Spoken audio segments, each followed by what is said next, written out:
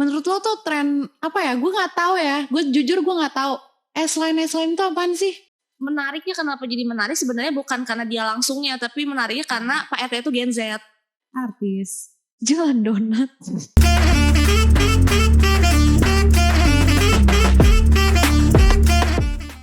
Kali ini gue bakal ngundang narasumber-narasumber menarik dan juga pastinya gak jauh dari circle gue sendiri. Ini dia, Oka. Hai. Dan juga kalian gak asing lagi dong sama Sopika. Apa kabar guys? Baik. Ini khususnya untuk Sopika. Kok mau sih gue undang lagi? Iya nih agak ada pengancaman ya sedikit ya datangnya ya. Tapi nggak apa-apa sih, seru banget soalnya ngomong sama Ayah ya di sini ya. Jadi mau diundang lagi. Ini gimana? Oka, apa kabar? Baik. Seneng banget deh. Oh ya, boleh perkenalkan ke audiens circle kita. Namanya siapa? Oke, halo semuanya. Perkenalkan, nama aku Oka. Terus apa lagi? Umur, cita-cita juga. Semuanya. Kenal Ayah dari mana? Aku kenal Ayah dari temen kuliah sih dulu. Terus kita juga sempat akrab dan syukur alhamdulillahnya masih akrab dan berteman sampai sekarang. Yang itu nggak disebut. Itu biar Ayah aja dia ngejelasin ya. Itu Ayah aja ngejelasin. Oke, jadi kalau boleh tahu nih, Oka nih lagi sibuk apa sih? Emang lagi sibuk apa sih Oka? Pika? Lagi sibuk apa sih? Aku sih so sibuk aja sih anaknya. Oka dia sekarang lagi kerja di agensi, dia lagi jadi anak agensi. Gue kurang update sih jujur. Gimana kerja di agensi udah berapa lama? Udah dari 2023 berarti udah hampir 2 tahun lah ya kerja di agensi. Udah merasakan huru haranya ya? Parah sih. Ribet banget. Ribet banget. Tapi lo tuh lulus berarti tahun berapa sih? 2024 sih kita. 2024. Nah, batch 24 ya LSPR-nya. 24 LSPR gengs Londoners. Buat para Londoners. Kalau boleh tahu agensi apa yang sekarang lagi lo jalanin dan boleh diceritain ke teman-teman sekalian? Oke guys, jadi kesibukan aku jadi KOL spesialis di salah satu agensi. Jadi agensi aku tuh menaungin online and supplier business gitu. Jadi kita punya bisnis sama kita juga terima kayak tawaran kerjasama dari klien-klien gitu. Jadi kita juga ngepromosiin produk-produknya klien seperti produk Lock and Lock kalau kalian tahu. Terus juga jadi sponsor kita juga ya. Kalau lo berarti di agensi ya? Itu sesuai gak sih, relate gak sih sama jurusan kuliah lo yang sebagai PR sama kayak Pika?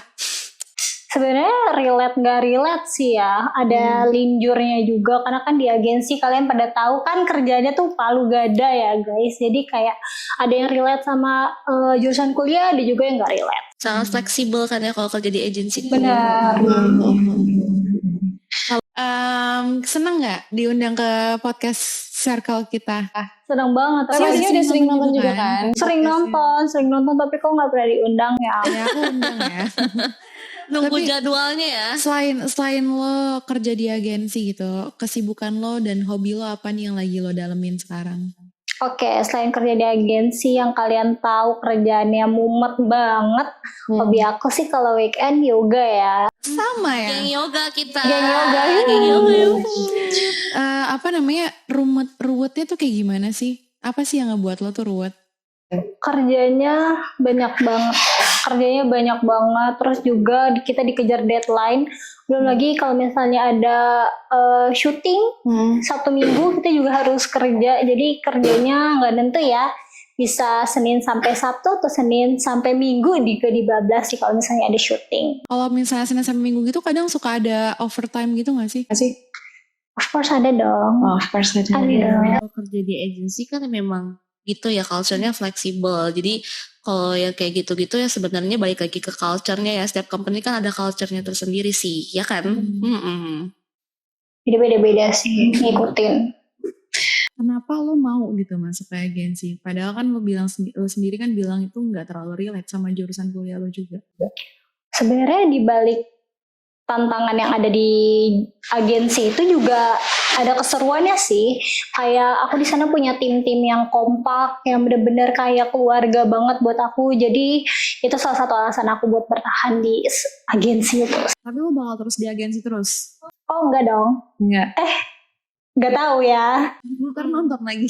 Cuman kan kalau agency itu sebenarnya mungkin kayak aku juga pernah ngobrol sama Oka, agency itu tempat paling bagus untuk belajar sebenarnya, karena kita banyak banget belajar hal di situ ya. Balik lagi karena tadi fleksibel, kerjaannya pun mungkin sebenarnya job desk kita ini kita juga bisa ngerjain yang lain gitu, dan tektokan langsung sama klien, dan jadi tuh belajar banyak gak sih kamu di situ? Benar belajar banyak banget. Yang di kuliah nggak diajarin, di situ kita diajarin. Kerja gitu gak sih yang di kuliah gak diajarin, tiba-tiba di kerjaan kita nemu aja gitu. Jadi kayak konsepnya mendadak aja sih. Berarti selain karena lingkungan sendiri nih, apa sih yang ngebuat lo tuh betah di agensi? Sama klien-kliennya sih fun, terus juga syukur alhamdulillahnya kan aku juga banyak klien yang dari artis, influencer gitu-gitu, jadi kita juga punya tektokan sama mereka, terus juga mereka ternyata fun, jadi kayak nambah networking gitu ya. Apa sih enaknya kerja di agensi?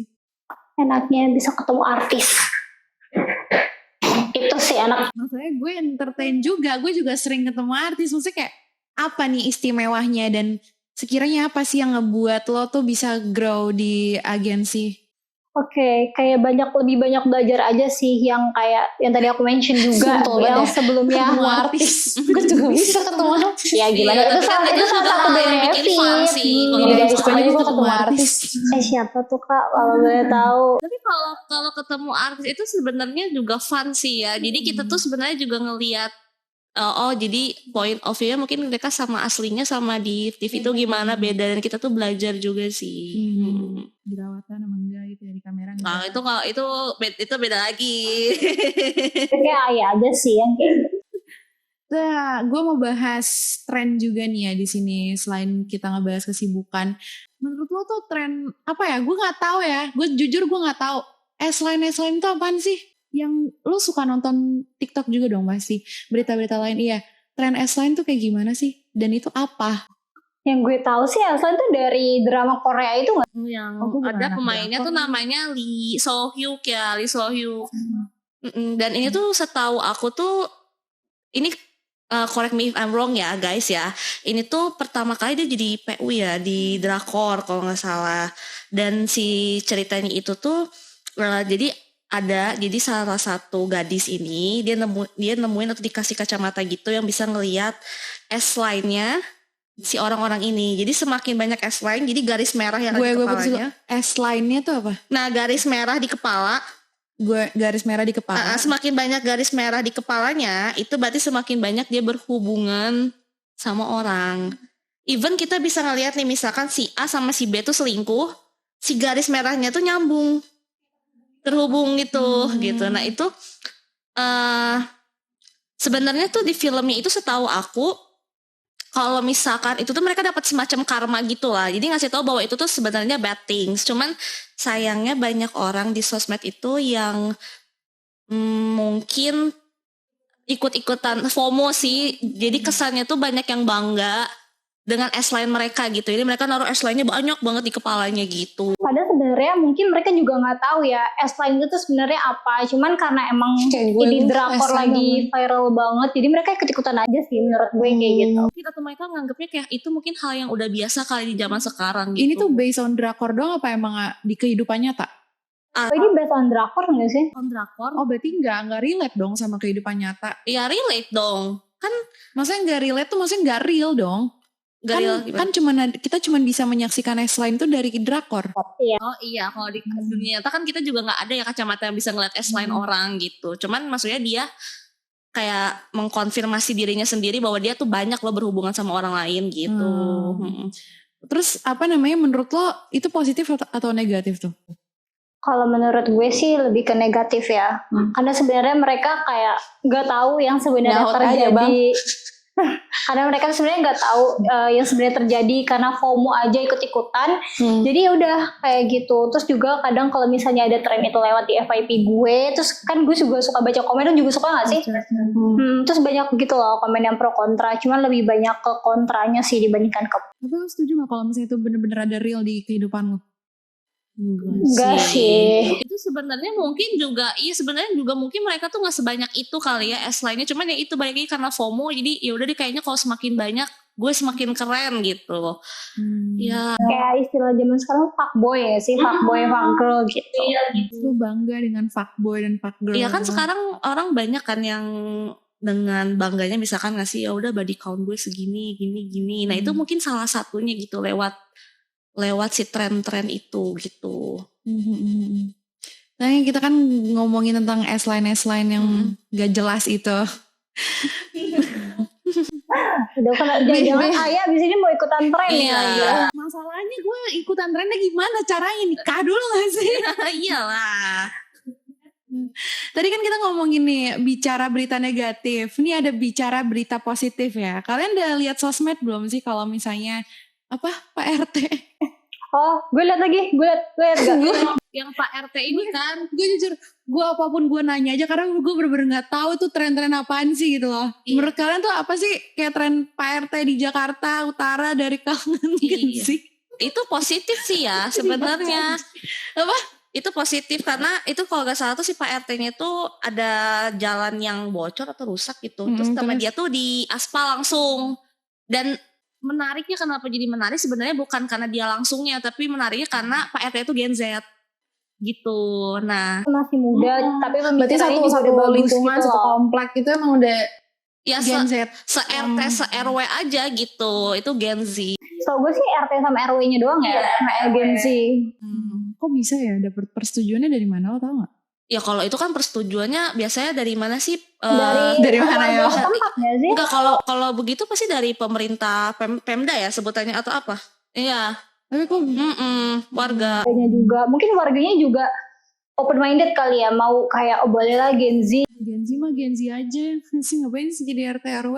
Ya bagus dong kalau Ya Gen Z bagus sih bisa berorganisasi, tapi kalau misalnya ke Gen Z masuk ke pemerintahan itu menurut aku suatu hal yang bagus loh, karena mulai dari bawah kayak Pak Jokowi itu kan juga nggak langsung jadi presiden, dia mulai dari bawah dulu, wali kota, gubernur, baru ke presiden. Dan menurut aku Gen Z masuk ke pemerintahan itu gebrakan yang baru nggak sih? Ya menurut gue juga Gen Z perlu ada gebrakan baru Bergaulnya di sih situ. buat beradaptasi di pemerintahan, karena kita juga harus punya pemikiran yang fresh gitu sih untuk gebrakin suatu dunia.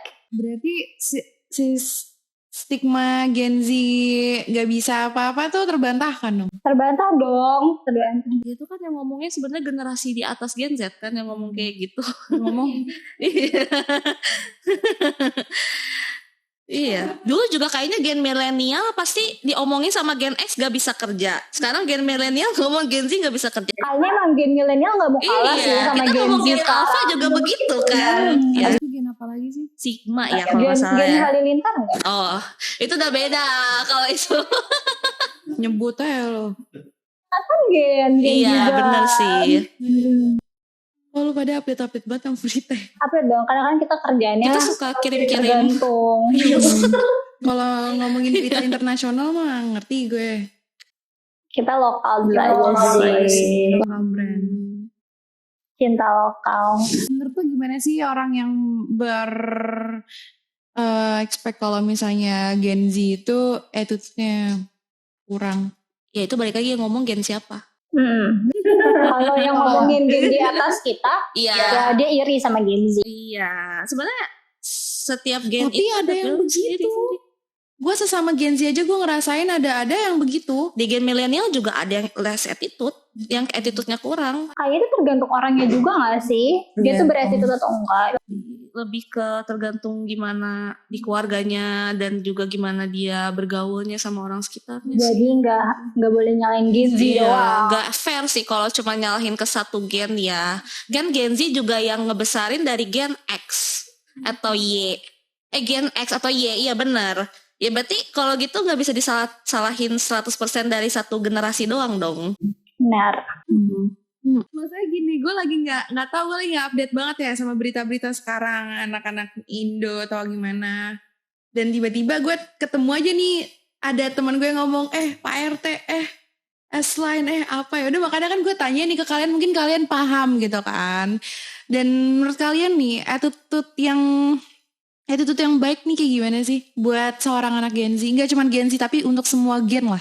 Oke, ini buat semua gen ya, kayak nggak harus Gen Z doang. Kenapa sih kayak Gen Z itu selalu tersuduti gitu loh dimanapun Gen Z berada? Udah gue gak mau jadi Gen Z. Karena kita lagi di usia yang paling produktif sih menurut aku, makanya jadi banyak jadi apa ya? Center banget gitu. Kalau menurut gue sih attitude yang baik gak harus Gen Z doang ya. At least kayak dia tahu basic manner aja sih. Basic manner tuh gimana sih? Say thank you. Terus kita juga harus sopan sama orang yang lebih tua, kayak itu sih. Boleh kalau mau diminum dulu. Oh enggak? Iya. Ya, tapi Gen Z itu sebenarnya hitungannya menurut aku sopan-sopan aja, cuman karena ya itu balik lagi karena kita hidupnya di dunia yang udah digital, kita kan digital savvy kan sebutannya, dan akhirnya orang-orang tuh banyak banget tertuju ke kita. Jadi mungkin kalau kita salah sedikit, kiranya kayak mungkin ini kurang attitude apa segala macam. Cuman balik lagi banyak banget loh Gen Z yang kreatif, dan kalau nggak salah ada researchnya bahwa Gen Z itu adalah generasi yang paling kaya di antara generasi lain. Aku lupa paling kaya atau paling cepet kaya gitu. Nanti mungkin bisa di research lagi ya sama tim di sini apakah itu benar. Menurut lo tuh kayak attitude tuh perlu nggak sih diperhatiin dari berbagai, nggak cuma Gen Z doang ya, tapi dari segi Gen X, Gen milenial sampai mungkin Gen Alpha? Pastinya perlu nggak sih? Karena kan kita juga kalau misalnya dikenal dengan attitude yang baik, berarti orangnya baik. Kalau misalnya attitude yang nggak baik, kita dikenalnya nggak baik nggak sih? Jadi attitude tuh nggak memandang gen lah ya. Yang penting kayak harus berattitude aja sih. Itu juga membuka peluang-peluang karir di masa depan sih attitude yang baik tuh ya. Karena tuh gue juga pernah lihat kalau misalnya HR itu sekarang ngeliatnya juga dari sosial media kita nggak sih? Iya, personal branding kita. Jadi kalau misalnya kita personal brandingnya jelek atau misalnya attitude kita jelek di sosmed, ya udah itu bisa jadi pertimbangan juga ya buat masuk kantor atau gimana gitu. Oke. Ngebahas soal pick me. Gen Z itu salah satu generasi yang pick me. Lo setuju apa enggak? Semua generasi juga pick me sebenarnya ya. Cuma istilah pick me kayaknya baru famous di zaman kita aja sih. Sebenarnya tuh yang dimaksud orang ini kalau misalnya ngatain orang pick me itu tuh kayak gimana sih sebenarnya? Karena pick me itu banyak artiannya nggak sih? Sebenarnya either bener dia pick me atau kitanya iri mungkin sama dia, makanya kita ngatain dia pick me gitu. Atau enggak emang setiap generasi juga punya porsiran pick me-nya masing-masing gak sih? Iya, pick me-nya sendiri gitu.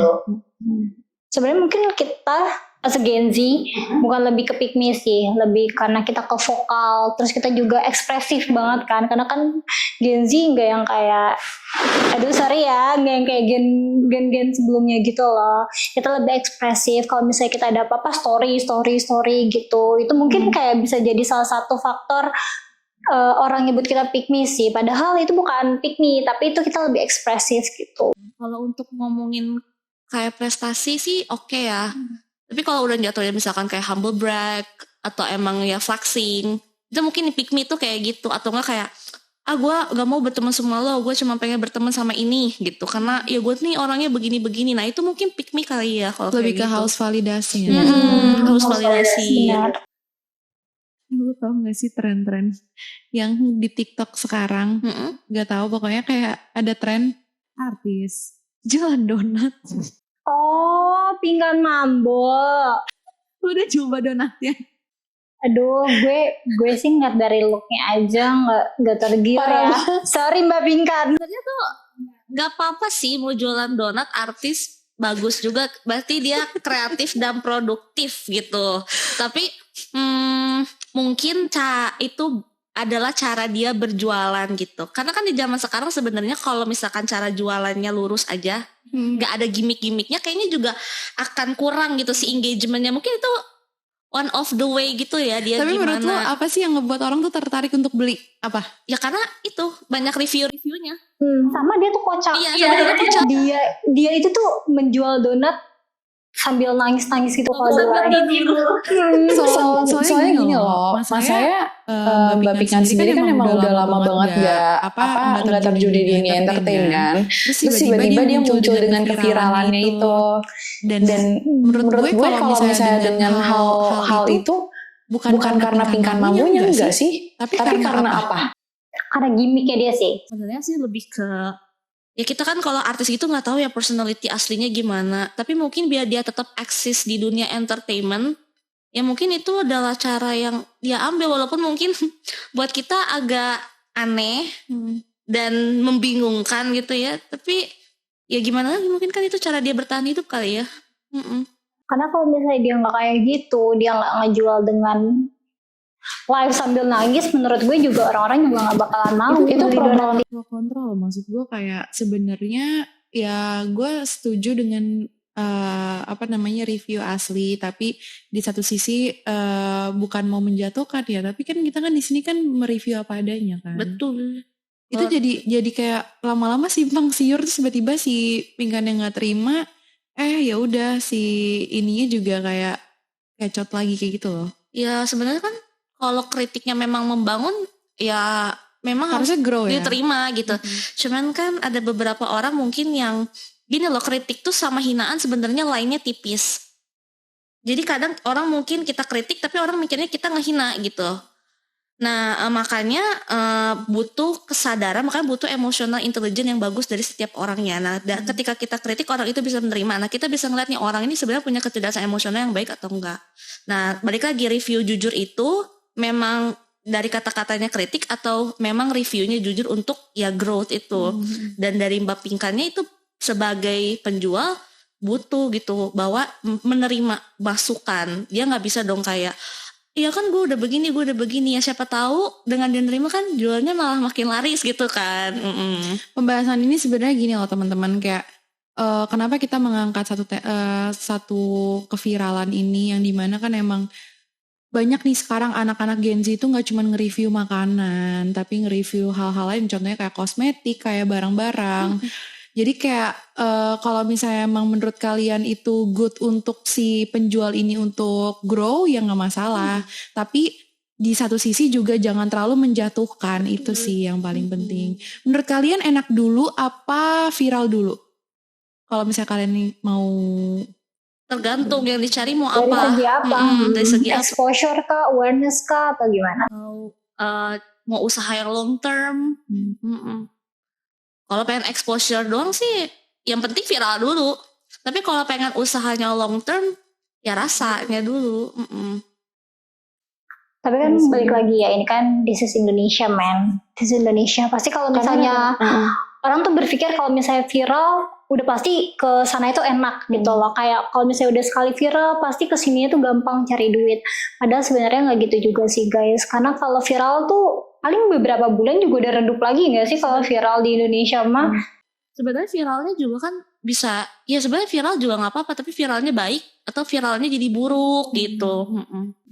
Mungkin kalau misalnya viralnya itu konotasinya negatif, ya pasti nggak bakal bertahan lama. Cuman kalau misalnya viralnya dalam konotasi yang positif, pasti itu bakal long term juga, dan kedepannya juga pasti bakalan enak sih. Dan ini kan sebenarnya bukan di F&B doang ya, kayak di ya kan tadi kamu bilang bener, kayak kosmetik itu banyak banget istilahnya kayak black campaign ya. Jadi ngejatuhin produk lain, dia ngejatuhin produk lain secara enggak langsung gitu, jadi halus. Nah black campaign misalkan kayak contohnya kalau kosmetik biasanya dibandingin kosmetik ini dan kosmetik ini, jadi kosmetik dia ditinggiin, kosmetik yang satu lagi dijatuh-jatuhin gitu. Ya sekarang juga lagi viral itu kan. Kenapa ya Indonesia tuh, maksud gue tuh kayak semua masalah bahkan rata-rata emang yang ditimbulin tuh karena black campaign. Karena kompetitornya semakin banyak. Gimana caranya kita mau ngegeser kompetitor A ini yang udah mungkin engagementnya udah bagus, yang customernya udah pada banyak, tanpa black campaign gitu. Semakin kan susah ya kalau misalkan dengan cara yang real gitu, yang halus. Jadi salah satunya biar cepet nih ngegesernya. Sedangkan apalagi kalau kosmetik dan beauty pertumbuhannya cepet kan. Nah ngegesernya dengan black campaign. Sama buat nge-guide audiensnya juga. Ini anak agensi lebih tahu nih. Iya, karena kita tahu audiens netizen kayak gimana. Kalau misalnya ada produk yang hard selling banget, biasa tuh kayak, aduh ini produk apa sih? Gitu. Balik lagi, gue masih penasaran sebenarnya Oka ya. Kan lo kan di agensi nih. Agensi lo itu lebih kemana arahnya? Lebih kemana? Karena gue sampai sekarang tuh masih belum tahu agensi apa. Oke, jadi tuh sebenarnya agensi gue tuh punya produk sendiri gitu loh. Kita tuh kayak punya beberapa produk, kayak ada susu peninggi badan, terus ada suplemen vitamin gitu-gitu segala macam. Cuman kalau misalnya gue, jadi kan banyak timnya gitu kan. Kalau gue sekarang lebih fokus ke hire dari brand klien gitu. Jadi gue megang brand klien, terus gue juga mempromosikan brand klien ini. Nah, si artis-artis itu ngapain? Itu tuh salah satu klien kita. Jadi mungkin kayak ada artis A, artis B, artis C. Itu tuh salah satu klien kita. Dia tuh punya usaha gitu. Terus si artis itu tuh mau minta tolong ke agensi kita buat ngepromosiin, buat mempresentasikan produk dia gitu loh. Buat audiens tuh tahu nih ada produk kita. Terus kayak buat ningkatin awareness dari produknya si artis itu sih. Berarti Iya. jatuhnya lo ada marketingnya juga dong di sini. Iya dong, jadi kita tuh kalau gadang sih. Kalau kita tuh jadi apapun di perusahaan pasti ada marketing yang ujung-ujungnya bisnis ya, tapi balik lagi B2B atau B2C gitu kan. Nah kan kalian kan marketing nih, promosi dengan menjelek-jelekan brand kompetitor tuh kayak suatu hal yang pernah terjadi apa enggak sih? Itu rahasia sih ya. Pastinya ada aja nggak sih setiap perusahaan, cuma mungkin kayak nggak secara terang-terangan aja gitu. Sebenarnya tujuannya bukan lebih menjelekan ya, tapi ya udah apa adanya kan. Kamu tahu buzzer gak sih? Iya, Nah tahu. itu biasanya kan yang dipakai buzzer. Tapi kalau itu sebenarnya tuh black campaign itu juga sebenarnya tergantung dari agensinya mau nerima atau enggak kan. Biasanya ada beberapa agensi yang nggak mau nerima, soalnya biasanya ngekontak-kontakin nih si orang-orang ini tuh agensi. Jadi once misalkan ketika orang yang mungkin speak up, agensinya yang kena biasanya gitu. Bener nggak? Jadi kita lebih lebih menerima hal-hal yang baik aja sih, karena kalau misalnya terlalu hard selling produknya dipresentasikan ke publik, itu juga publik juga udah gak percaya gitu loh, gak trust gitu nanti jadinya sama produk yang akan kita promosiin. Jualan banget gitu ya. Sorry, tadi lo di agensi sebagai apa? Gue jadi PR atau KOL spesialis gitu. Nah, challenge yang lo hadapin selama ini sebagai PR atau KOL spesialis tuh apa? Jujur sebenarnya banyak banget, tapi salah satu dan yang sering terjadi itu kayak talent-talentnya sih, karena kan kita juga nge-hire dan kita juga ngurusin talent satu-satu, dan karakteristik talent satu sama lain itu kan beda-beda gitu loh. Jadi kayak misalnya kita butuh face-nya yang cepat, cuman ternyata si talent ini tuh nggak bisa face-nya cepat, jadi mau nggak mau kayak kita ketinggalan tren kayak gitu. Menghadapi orang tuh lebih susah ya daripada menghadapi pekerjaan. Apalagi kalau misalnya kita udah dealing di tanggal segini, tapi ternyata di tanggal segini si talentnya tuh nggak bisa, ya udah gitu. Jadi kita harus mundur lagi, dan kita cari strategi baru lagi. Itu sih yang susahnya. Plus lah buat yang kerja di agensi ya. Buat jadi marketing yang baik gimana sih ini buat teman-teman Gen Z mungkin yang juga aktif di dunia marketing, dari Mbak Oka sendiri tuh kayak gimana? Oke, sebenarnya gue bukan lebih ke marketing sih, cuman mungkin tips buat jadi marketing yang baik tuh nggak ngejatuhin produk sih, lebih ke nggak ngejatuhin produk, terus juga bersaing secara sehat gitu ya. Bersaing secara sehat. Terus gini, sorry gue potong lagi. Tadi kan ngomongin gak menjatuhkan produk ya. Kalau misalnya realnya produk emang seperti itu gimana? Mau gak mau kita ngomong apa adanya dong. Oh enggak, mungkin ya kayak dia salah tangkap, kayak kamu salah tangkap. Kalau itu kan lebih ke review kan. Iya, terus mungkin kalau misalnya ngepresentasiin produk ke sosial media nggak menjatuhkan produk lain gitu sih. Bukan kita ngebiasain produk kita gitu, lebih ke nggak ngejatuhin produk lain aja, tapi kita tetap bagusin produk kita dong, biar awareness-nya juga oke gitu. Kasian nih, dia minum dulu. Minum dulu Mbak Oka minum dulu nih, butuh kan kalau kerja di agensi butuh asupan air yang banyak biar gak dehidrasi ya Mbak ya. Bisa aja marketing. lebih butuh matcha sih saya. Oh itu matcha tuh tim tuh matcha. Gen Z biar kayak Gen Z. Oh ya Gen Z kan juga tren ya katanya. Kalau abis olahraga, abis apa minumnya matcha katanya, bener iya, gak tuh? Ini Mbak Oka pecinta matcha nih. Matcha by the way. Bahkan kalau nggak salah aku lupa deh. Pemerintah kan bikin komcat ya kalau nggak salah. Salah satunya tuh kalau nggak salah katanya bagi Gen Z nanti mereka dikasih matcha katanya yang ikutan komcat gitu. Jadi komcat tuh kayak wamil versi Indonesia gitu, bener kan? Oke, dimasukin barak. Iya, itu Kang Deddy. Kalau kamu nakal dimasukin barak sama Kang Deddy. Oh, nggak mau. Maksud aku tuh kayak komcat tuh kayak dimasukin barak gitu mau gak sih? Masukin barak. Tapi gimana sih? Itu menurut kamu tren-tren matcha gitu gimana? Sekarang banyak loh tempat matcha yang enak kan? Ini dia ngajakin aku mulu. Aku tuh sebenarnya matcha masuk aja suka-sukanya, tapi aku kayak lebih suka americano. Kayaknya teman saya berdua emang. Iya, emang yang sana juga kan stres, yang sebelah sini stres gitu. Kalau stres sebetulnya matcha guys. Emang enak sih matcha. Tapi lu suka ini gak sih jualan TikTok gitu yang kayak mbak klik Pre-love kayaknya menarik sih tapi gue belum pernah sih. Itu seru ya kalau misalnya podcast sambil pre-love ya. Iya, pre-love seru sih. Boleh sih.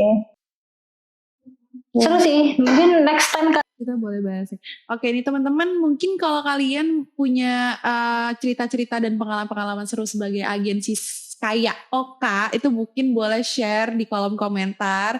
Atau mungkin kalian mau request pembahasan yang menarik lagi sama Oka, boleh aja di komen di kolom komentar. Jangan lupa follow Instagramnya Oka, namanya apa? Widya Oka. Dan juga lihat live update perkembangan dari Oka. Terima kasih banyak Oka, terima kasih banyak Vika udah nemenin gue hari ini. Dan teman-teman jangan lupa mampir ke sosial media dari Zamano Digital Media, comment, like, and subscribe. Jangan lupa stay tune dengan video-video seru dan menarik dari podcast kami. Kalau kalian mau kita undang Oka lagi, boleh komen di kolom komentar. Terima kasih sudah nonton video kami dari Circle Kita. Enjoy!